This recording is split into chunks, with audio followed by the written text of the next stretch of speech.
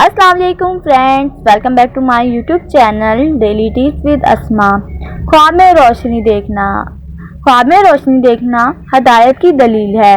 अगर कोई शख्स ख्वाब में देखता है कि इसने किसी से रोशनी ली है या इसने किसी को रोशनी दी है, तो इसका मतलब है कि किसी को दीन का इल्म सिखाएगा और सीधा रास्ता बताएगा।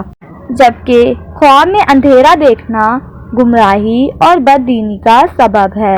अगर कोई शख्स ख्वाब में देखता है कि इसके सीने पर रोशनी पड़ी है, तो इसका मतलब है कि ये शख्स पारसा और दीनदार होगा।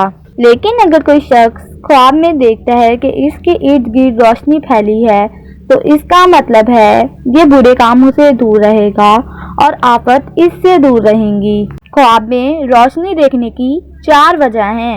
नंबर 1 दीन की हदायत, नंबर 2 इल्म, नंबर 3 सीधा रास्ता और नंबर 4 पाक अकीदा।